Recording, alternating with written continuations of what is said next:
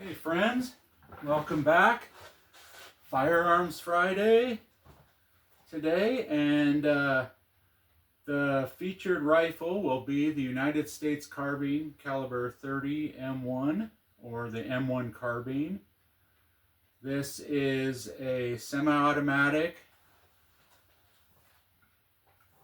detachable magazine fed intermediate cartridge rifle that was used in a role that was deemed necessary for support troops to give them a little more protection and firepower than they could get with a 1911 A1 pistol. These rifles were produced from 1941 to 1945, and they were one of the most produced rifles in the United States military to that time that they'd ever seen. There was over 6 million of these rifles produced, and there was several different manufacturers that were involved. Several different companies had contracts to manufacture them and make parts for them, and we'll go over some of that later. But little history. In 1938, the military had kind of said that they needed something with a little more firepower to protect their support troops, and they went, and the leadership finally decided that they would pay some attention to what the troops were saying. So they went over a bunch of designs, and they had trials for a weapon that could be used that would replace the 1911, and the design that was chosen was actually designed by Winchester Repeating Arms, and it used a bolt design that they had been working on, and it was redesigned by one of their employees named David Marshall Williams, who you might know as Carbine Williams. He, despite the myth, did not completely design the rifle, but he did redesign their G30 bolt that was their main submission rifle, Winchester's, and he had developed a short stroke gas piston for this rifle. So he had worked on this, and the final design was submitted, and it eventually won the trials. And by 1941 they were being produced, and they were produced all the way till the end of the war. They said over 6 million of them were made. It being an intermediate cartridge was in between the 45 ACP, which is the cartridge for the 1911, and the M2 ball, which is a 150 grain bullet, which the Garand and the 1903 and everything were chambered in. So the 30 carbine cartridge was 110 grain, round nosed, full metal jacket. This one's got a soft one, but so 110 grain full metal jacket with let's see, 2,000 feet per second. So at 100 yards, it was basically about the same as a 357 Magnum, which was a lot better than the 45 ACP with less than 1,000 feet per second. Okay, so They wanted these for their support troops because the larger rifles, the Garands and such, were too heavy. You needed too much training with pistols, and they didn't really give a lot of training for those. But with these, they were easy to use, so you could have all the power you need for protection with a small rifle that only weighed 5 pounds. It was easy to carry. It didn't get snagged. Anybody could carry it. You could throw it in a Jeep. So they were great for their support roles. Later on, some of the versions were fitted with a wire and walnut stock, the wire part folded over for the paratrooper role. And later on, the sights were redesigned. They got different upgrades. And this version that I have is actually an inland manufactured rifle that was gone through late in the war or after the war, so it has the later designed, which the original sight was a flip sight that you could, a flip peep sight, you could flip it for 150 yards or 300 yards, so a battle sight. And in 1944, they were really looking for a new sight where they could adjust for windage. So they designed this sight, which would fit right in the dovetail of existing stock. And then it gave you a ramp sight that you can adjust from 100 to 200, 250, and even 300 yards.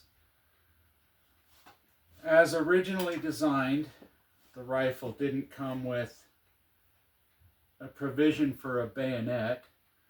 So later on, they used their field knife design and designed it to work as a bayonet for the carbine. And it sat in the M8 scabbard. I believe this was an M4 bayonet. And it had the leather scales for the handle. So anyway, they had redesigned that late in World War II. They had also redesigned the safety. Originally it had a push button safety, but they made this flip design and you could not get it confused with the magazine release. It was more reliable. The stocks were made originally out of American walnut. The sling attaches on the swivel and is adjustable, and it attaches through the stock with the oiler holding it in place, which was a kind of neat little design. It's a metal butt plate. Had the rotating design I talked about, which was similar to the M1 Garand. It's a proven design. The trigger guard in the original trial rifles were actually designed from I believe a 1905 or a 1907 self-loading rifle that they had designed the cartridge from. The cartridge, the parent cartridge, was from the 32 Winchester self-loading rifle. It just was a rimless version, as they were working on that at the time. Working on design features, so it's similar to that. And they soldiered on through Korea, through Vietnam, in advisor roles early in the war. Some of them were found in the hands of entrepreneurs who cut down the stocks and sold them to helicopter pilots for a little cockpit protection. They went to lots of other countries, and they used them all the way until the 1980s in some cases. They were also used by the North Vietnamese against us, some captured weapons, which often happens. And they made it to the civilian market sometime maybe in the 1980s or 90s, I'm not positive. But then civilians could own them. A lot of them went to reenactors. They have service rifle competitions with them. Some guys use them for hunting, small game up to small deer. And they are very rugged, very sturdy rifles. The M2 version that they had in 1945, they needed more than the 15 round magazine, so they developed a 30 round banana clip.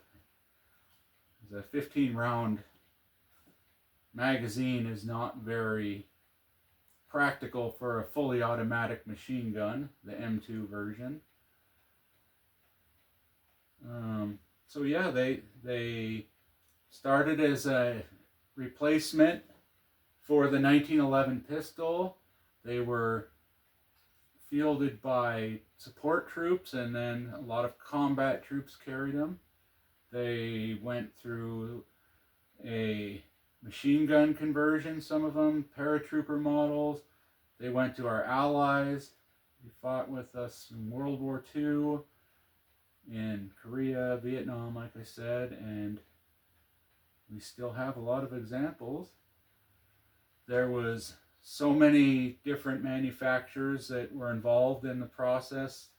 Some corporations were given contracts to make replacement parts. They were manufactured by Inland Corporation, which is a subsidiary of GM. Winchester Repeating Arms made them. Underwood, Irwin Peterson, National Postal Meter, Rockola Jukeboxes made them. IBM, Commercial Controls. So there was a lot of different manufacturers. So if you're into collecting, there's no shortage of variations you can collect. And a lot of them, like this one, are just a pile of mixed parts. The inland receiver, I believe that's a Winchester barrel. I think I have some Rockola parts on here. And it's kind of a fun little thing if you like to do some research. Anyways, that's probably all I have time for, or all I can think of. I'm sure I'm missing something, but it's an interesting little rifle with a lot of history, and I hope there was maybe something in there you didn't know that you learned. Thanks for coming in and visiting. I'm not sure what I'll put out for the next Firearms Friday, but I hope to see you there. Be kind, help make the world a better place, and I'll see you in the next one. See you later.